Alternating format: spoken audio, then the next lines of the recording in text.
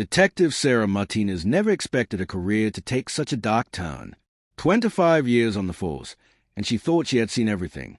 But nothing could have prepared her for what she would uncover on that cold October night in 2024, 15 years after the King of Pop's death.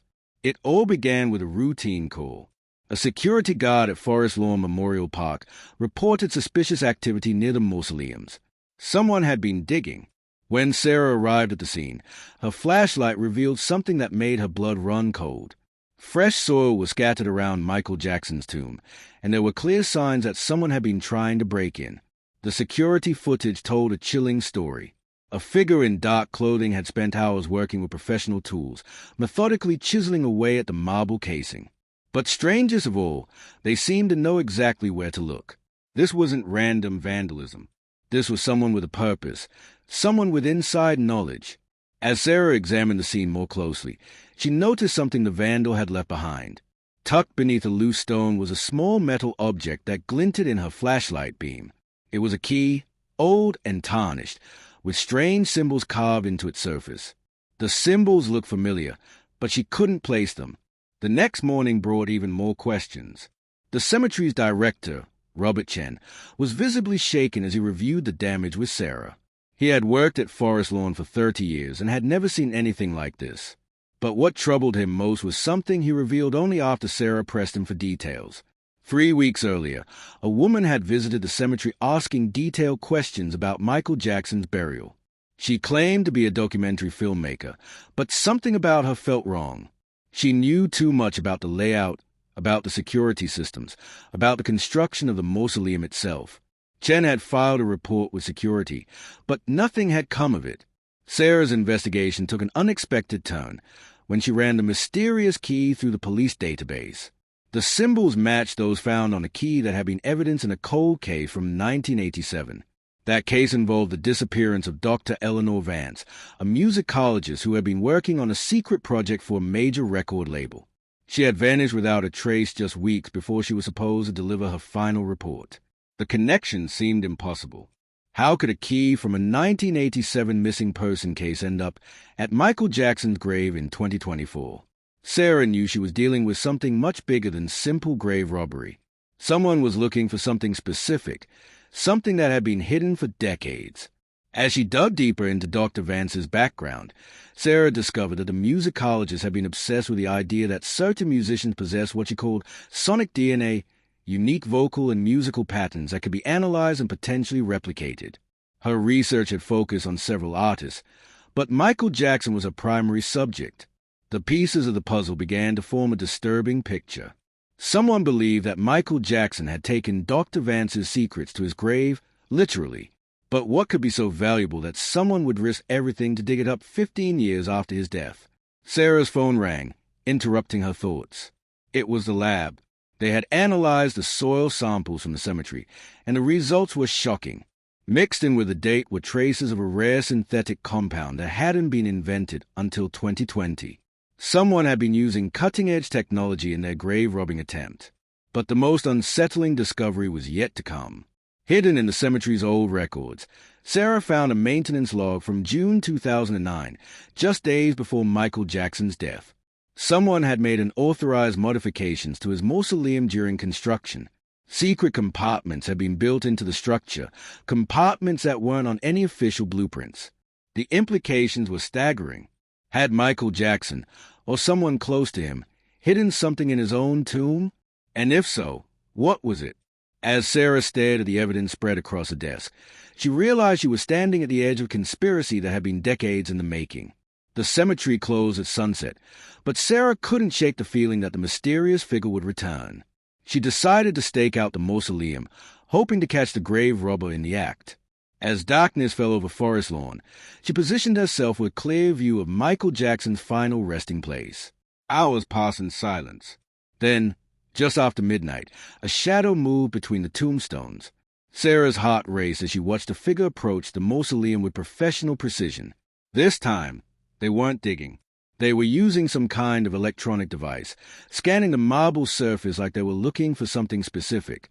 The device beeped softly, and the figure paused. They had found what they were looking for. As Sarah watched in fascination and horror, the person pressed a mysterious key against a seemingly solid section of the tomb. To her amazement, a hidden panel slid open, revealing a dark cavity within the mausoleum itself.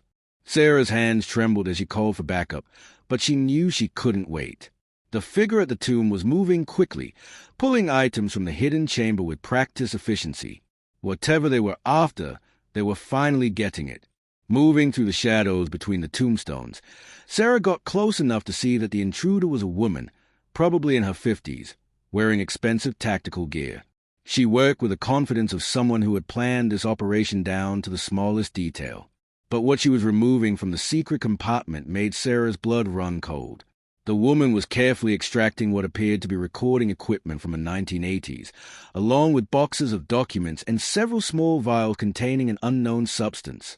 Each item was placed into a specially designed case with foam padding, as if these objects were incredibly valuable and fragile. Sarah's radio crackled to life, and the sound echoed across the cemetery. The woman froze, then spun around with the alertness of someone accustomed to danger. Their eyes met across the darkness, and for a moment, time stood still. Then the woman smiled, a cold expression that sent chills down Sarah's spine. "You're too late, Detective Martinez," the woman called out, her voice cultured and strangely familiar. "I already have what I came for." Before Sarah could respond, the woman activated some kind of device that filled the air with thick, choking smoke. By the time it cleared, she was gone, vanishing into the maze of monuments and mausoleums like she had never been there at all. But she had left something behind. In her haste to escape, several documents had scattered from one of her cases. Sarah gathered them carefully, using her flashlight to examine what appeared to be pages from Dr. Eleanor Vance's research notes. The handwriting was frantic, desperate, as if the musicologist had been racing against time to record her discoveries. The notes were filled with technical diagrams and musical notations, but one passage stood out clearly. The synthetic vocal matrix has been perfected. MJ's voice can be perfectly replicated using the samples collected during the Thriller sessions. But the implications are terrifying. In the wrong hands, this technology could create perfect audio forgeries of anyone, saying anything. I must hide the master recordings before they fall into corporate hands. Sarah felt a chill as the implications sank in. Dr. Vance had developed technology in 1987 that could perfectly mimic Michael Jackson's voice. But if that was true, then every posthumous release, every new Michael Jackson song that had been discovered over the past 15 years could potentially be fake. Her phone buzzed with a text from an unknown number. The cemetery. 1 hour. Come alone if you want to know the truth about what really happened to Michael Jackson. Against her better judgment, Sarah found herself walking deeper into forest lawn an hour later. The cemetery was eerily quiet, with only the sound of wind through trees and the distant hum of traffic. She found a mysterious woman waiting by a large monument, no longer hiding in the shadows. "My name is Dr. Rebecca Torres," the woman said, her voice calm despite their early encounter. "I worked with Eleanor Vance in 1987. I've been searching for her research for 37 years. Sarah kept her hand near her weapon, but something in the woman's tone made her listen. Dr. Vance didn't disappear. Torres continued. She was murdered, and Michael Jackson knew about it. The story that unfolded over the next hour challenged everything Sarah thought she knew about the king of pop's life and death. According to Torres, Dr. Vance had been working for a shadowy corporation that specialized in entertainment technology. They had hired her to develop ways to digitally preserve and manipulate the voices of famous singers. The project had started innocently enough. Record labels wanted to restore old recordings and remove imperfection from vocal tracks. But Vance quickly realized that a technology could do much more than clean up existing songs. It could create entirely new performances from a database of vocal samples. Michael Jackson had agreed to participate in the initial research, believing it would help preserve his artistic legacy. But when he learned how the technology could be misused, he tried to back out. The corporation wouldn't let him. They owned the samples, the research, and potentially his voice forever. Eleanor tried to expose them, Torres explained, her eyes reflecting years of pain and frustration. She gathered evidence, documented everything. But before she could go public, they silenced her permanently. Michael helped her hide the most dangerous materials, including the master vocal database and the proof of the corporation's illegal activities. Sarah's mind raced. Are you saying Michael Jackson was involved in a cover-up? No, Torres replied firmly. He was trying to protect the world from a technology that could destroy the very concept of truth. Imagine if anyone could make a perfect recording of a president declaring war, or a celebrity confessing to crimes they never committed. Eleanor's research was decades ahead of its time, but Michael understood its implications. The evidence Torres had retrieved from the tomb supported her incredible claims. The vials contained voice samples from the original 1987 sessions. The recording equipment was prototypes of machines that could analyze and recreate any voice with perfect accuracy. And the documents detailed a conspiracy that reached into the highest levels of the music industry. But the most shocking revelation was still to come. Torres opened a small device that looked like a modern smartphone, but Sarah could see it was actually a sophisticated piece of audio equipment. This contains a complete vocal matrix for Michael Jackson's voice, she said quietly. With this device and the right samples, someone could create a perfect recording of Michael saying anything. Sarah stared at the device in horror. How many people know about this? More than you might think, Torres replied. The corporation that killed Eleanor never gave up. They've been searching for this technology for decades, getting closer each year. There are people everywhere, record labels, tech companies, even law enforcement. As if summoned by her words, lights suddenly blazed across the cemetery. Black SUVs surrounded their location, and armed figures in tactical gear emerged from the vehicles. Sarah reached for her radio, but Torres grabbed her arm. Those aren't police, she whispered urgently. They are corporate security. If they get this technology, they'll use it to manipulate public opinion, create fake evidence, destroy anyone who threatens their interests. The sound of approaching footsteps echoed through the cemetery as Sarah realized she was caught in the middle of a conspiracy that had been building for nearly 4 decades. The truth about Michael Jackson's death was more complex and dangerous than she had ever imagined. The tactical team moved through forest lawn with military precision, their night vision equipment scanning every shadow. Sarah found herself pressed against a large monument with Dr. Torres, both women breathing heavily as they tried to remain hidden from their pursuers. This started long before Michael's death, Torres whispered, clutching the device containing the vocal matrix. The corporation behind this operation is called Synthetic Sound Industries. On paper, they develop audio technology for movies and video games. In reality, they've been building the infrastructure for the largest disinformation campaign in human history. Sarah's police training kicked in as she assessed their situation. They were outnumbered and outgunned, trapped in a cemetery with no easy escape routes. But her detective instincts told her that Torres was telling the truth. The precision of the operation surrounding them suggested resources far beyond what any normal criminal organization could command. Why now? Sarah asked quietly. Why wait 15 years to come after this technology? Torres checked a small tablet she had pulled from her pack. Because they finally found the missing piece. Eleanor didn't just hide the vocal samples and research notes with Michael. She also created a quantum encryption key that locked the entire system. Without it, the technology was useless. The approaching footsteps grew closer, and Torres made a desperate decision. She pressed a small flash drive into Sarah's hand. This contains everything, she said urgently. Eleanor's research, the evidence of her murder, the list of corporate executives involved in the conspiracy. If something happens to me, get this to someone you trust completely. Before Sarah could protest, Torres stepped out from behind the monument with her hands raised. I'm here, she called out to the tactical team. I have what you want. A figure emerged from the shadows, a man in an expensive suit who looked completely out of place among the armed operatives. He was tall and thin, with silver hair and cold eyes that seemed to calculate the value of everything they saw. Dr. Rebecca Torres, he said with a smile that never reached his eyes. You've been quite difficult to find. My name is Marcus Blackwood, Senior Vice President of Synthetic Sound Industries. I believe you have something that belongs to us. Torres held up the device containing Michael Jackson's vocal matrix. This technology was created by Eleanor Vance. It never belonged to your corporation. Blackwood's smile widened. Dr. Vance was under contract with our research division when she developed the voice synthesis protocols. Everything she created belongs to us, including her life's work and the samples Mr. Jackson so foolishly helped her steal. Sarah remained hidden, recording everything on her phone while trying to understand the full scope of what she was witnessing. The conversation between Torres and Blackwood revealed details that painted a horrifying picture of corporate power and manipulation. "We've been very patient," Blackwood continued, signaling to his men to maintain their positions. "For 15 years, we've allowed the world to believe that Michael Jackson simply died from an overdose. But we know the truth. He was planning to expose our research and destroy the vocal samples he helped hide." Torres's face went pale. "You're saying you killed Michael Jackson?" "Let's just say that his death was very convenient for our timeline," Blackwood replied coldly.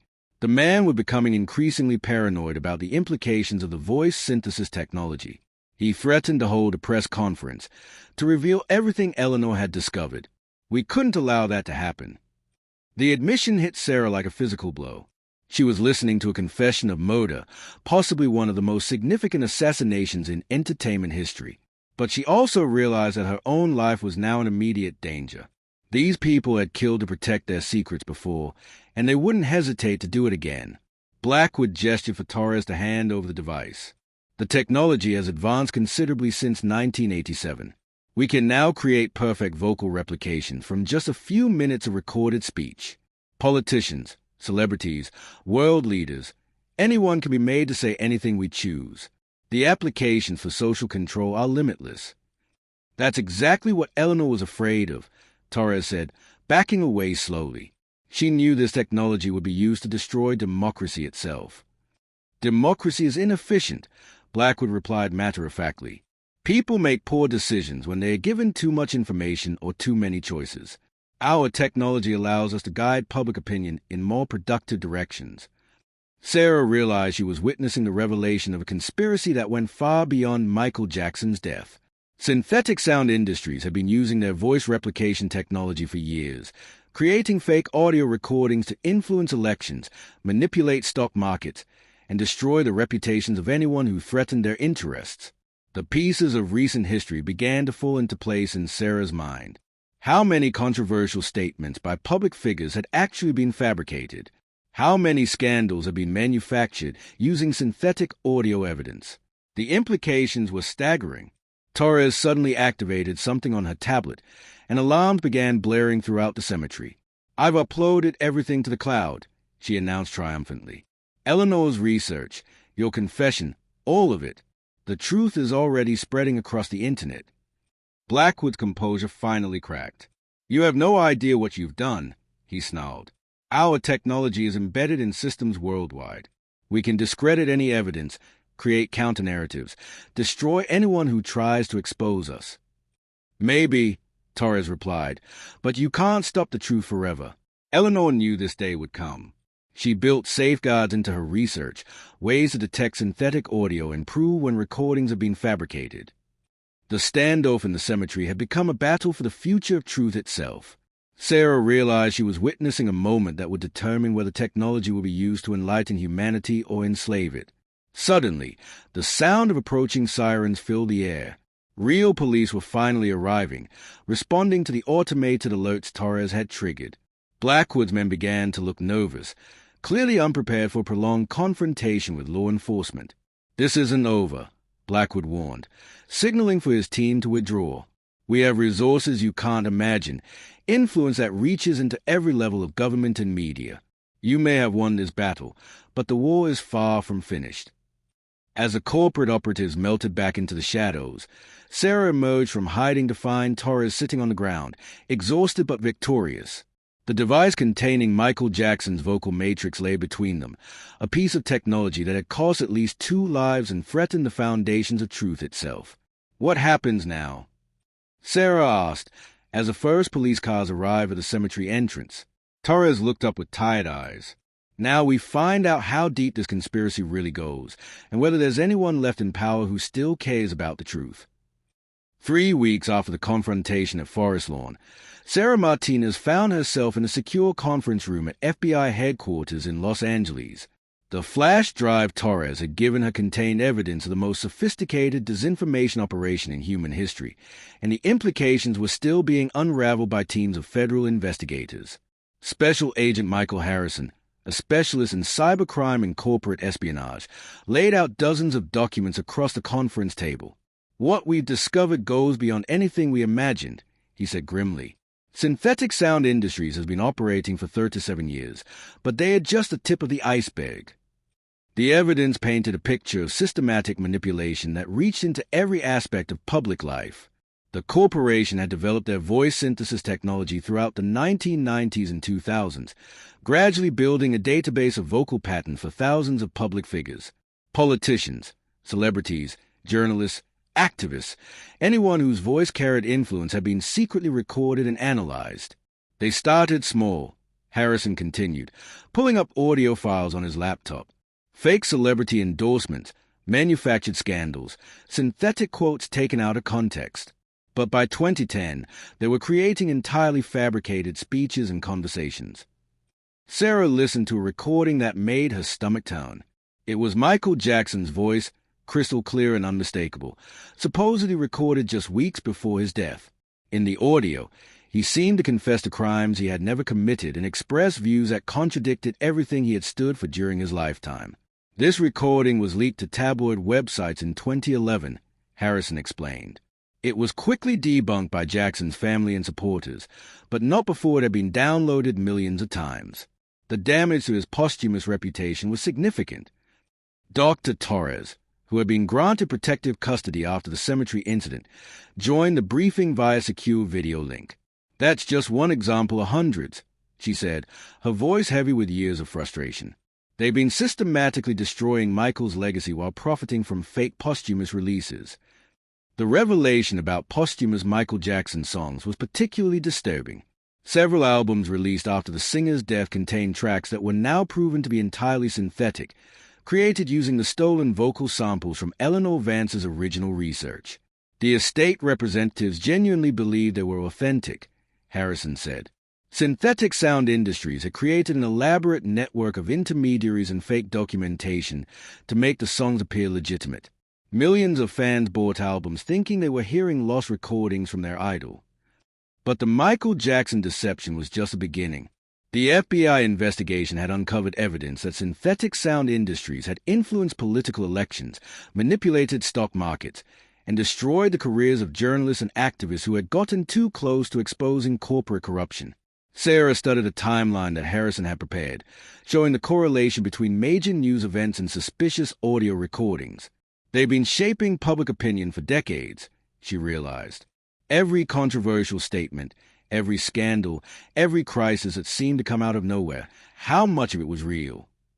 "That's a terrifying question," Torres replied from her secure location. Eleanor's research included detection algorithms that can identify synthetic audio, but Synthetic Sound Industries has worked hard to keep that technology suppressed. Most people have no way to verify whether what they are hearing is authentic. The scope of the conspiracy became clearer as investigators followed the money trail. Synthetic Sound Industries was funded by a consortium of corporations, foreign governments, and wealthy individuals who benefited from their ability to manipulate public opinion. The technology had become a weapon of unprecedented power, capable of destroying reputations in democratic institutions with nothing more than a few minutes of fabricated audio. Harrison pulled up financial records that showed payments to news organizations, social media companies, and political campaigns. "They've been buying influence everywhere," he said. "News outlets that refuse to air their fabricated stories lose advertising revenue. Social media platforms that try to fact-check their content face regulatory pressure. Politicians who threaten to investigate them suddenly find themselves embroiled in manufactured scandals." The investigation also revealed the true circumstances of Dr. Eleanor Vance's disappearance in 1987. She hadn't simply vanished. She had been murdered by corporate assassins after trying to expose the dangerous potential of her own research.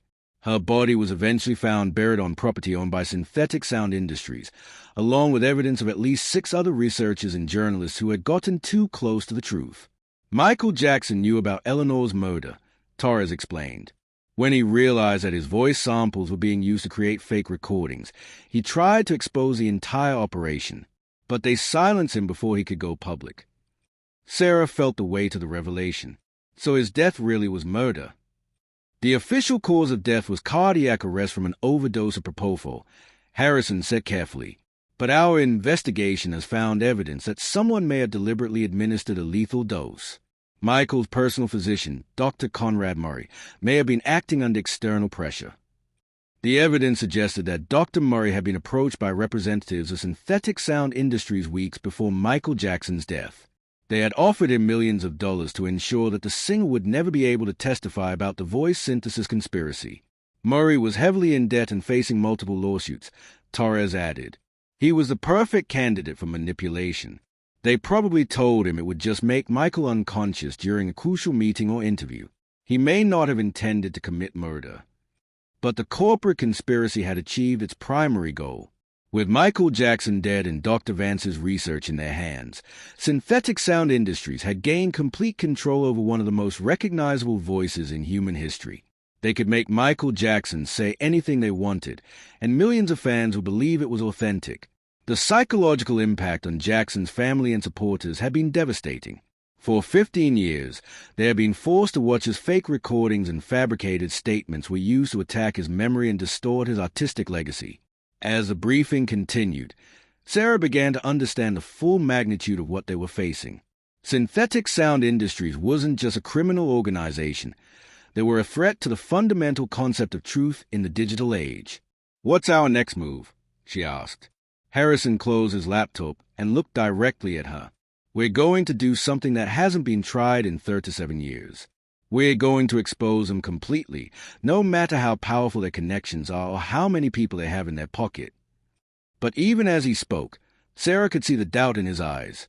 They were taking on an enemy with unlimited resources and decades of experience in destroying anyone who threatened their secrets. The battle for truth was just beginning, and the outcome was far from certain. 6 months after the discovery at Forest Lawn Cemetery, the world was still reeling from the revelations about Synthetic Sound Industries. The FBI investigation had expanded into an international operation involving law enforcement agencies from 12 countries, and the evidence of systematic audio manipulation was overwhelming. Sarah Martinez stood before a packed congressional hearing room, preparing to deliver testimony that would change how humanity understood the nature of truth in the digital age. The past half year had been a whirlwind of investigations, court battles, and attempts on her life by corporate operatives desperate to keep their secrets buried. "Members of Congress," she began, her voice steady despite the magnitude of the moment, "what I'm about to tell you represents the most sophisticated attack on democratic institutions in human history. For 37 years, a shadowy corporation has been using advanced voice synthesis technology to manipulate public opinion, destroy reputations, and control the flow of information that shapes our society." The hearing room was silent as Sarah presented evidence that definitively proved Michael Jackson had been murdered to prevent him from exposing the voice synthesis conspiracy. Audio analysis had confirmed that his final phone conversations contained desperate pleas for help and explicit threats from corporate representatives. Dr. Rebecca Torres, no longer in hiding after Marcus Blackwood's arrest, joined Sarah at the witness table. Eleanor Vance died trying to protect the world from technology she realized could destroy the concept of truth itself, she testified. Michael Jackson died trying to honor her sacrifice and expose those who would use synthetic voices to deceive millions of people.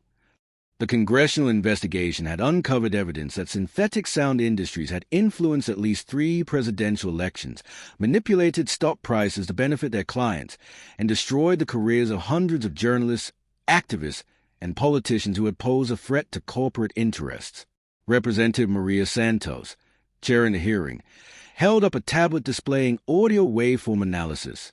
"Dr. Torres, can you explain to the American people how this technology was used to create fake recordings of public figures?" Torres activated a demonstration system that had been approved by the committee.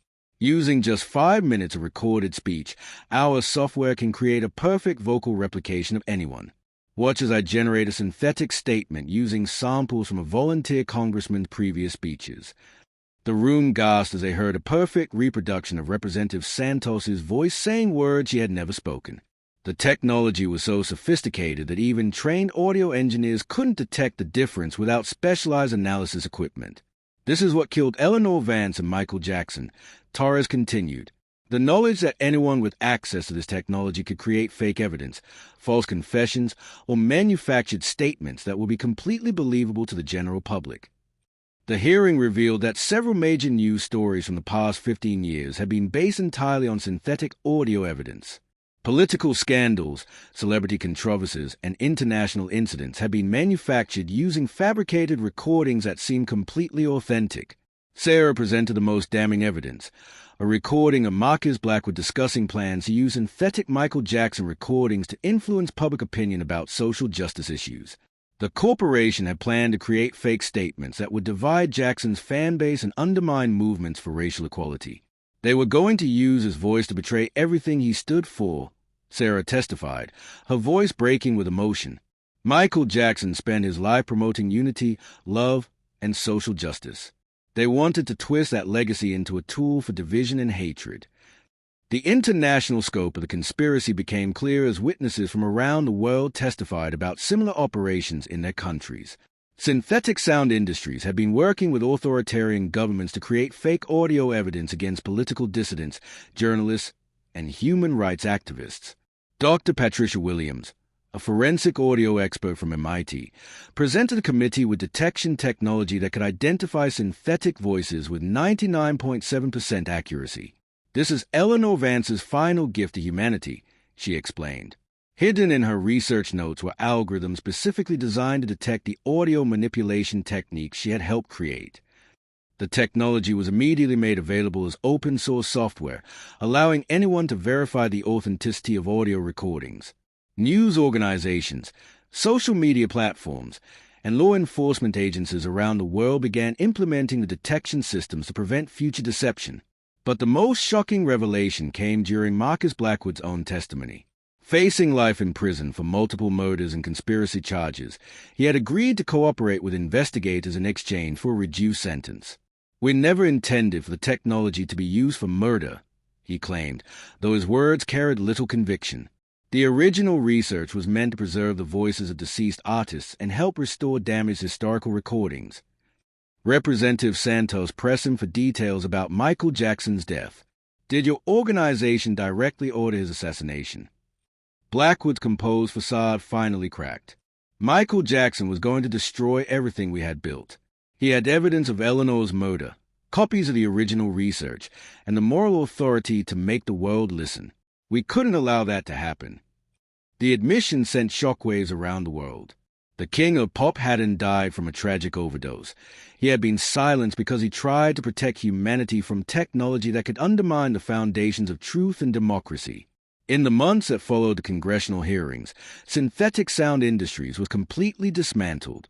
Its executives faced charges ranging from fraud to murder, and its assets were used to fund research into audio authentication technology. Laws were passed requiring all synthesized audio to be clearly marked, and penalties for using fake audio to deceive the public became severe. Michael Jackson's estate was finally able to separate authentic posthumous recordings from synthetic versions that had been fraudulently released. The fake albums were withdrawn from circulation, and the profits were donated to organizations fighting disinformation and supporting the families of journalists killed for exposing the truth. Dr. Eleanor Vance was posthumously awarded the Presidential Medal of Freedom for her sacrifice in trying to protect democratic institutions from technological manipulation. Her research notes became the foundation for international standards on audio authentication and synthetic media detection. Sarah Martinez found herself at the center of a global movement to preserve truth in the digital age. She established the Vance Jackson Foundation, dedicated to developing technology that could protect society from deception while preserving the benefits of innovative audio and video tools. Standing at Michael Jackson's grave 1 year after the midnight discovery that had started everything, Sarah reflected on how the King of Pop's final act had been to protect the world from voices that sought to silence truth itself. His grave no longer held corporate secrets. It held only the memory of an artist who had given his life to preserve the integrity of human communication. The battle against synthetic deception was far from over, but humanity now had the tools to fight back. Eleanor Vance's algorithm continued to evolve, staying ahead of new deception techniques and ensuring that the truth would always have a voice. In the end, Michael Jackson's greatest performance may have been his final one, a posthumous revelation that exposed the forces trying to manipulate human consciousness and preserve the possibility of authentic communication for future generations. The king of pop had moonwalked right out of his grave to save the world one last time.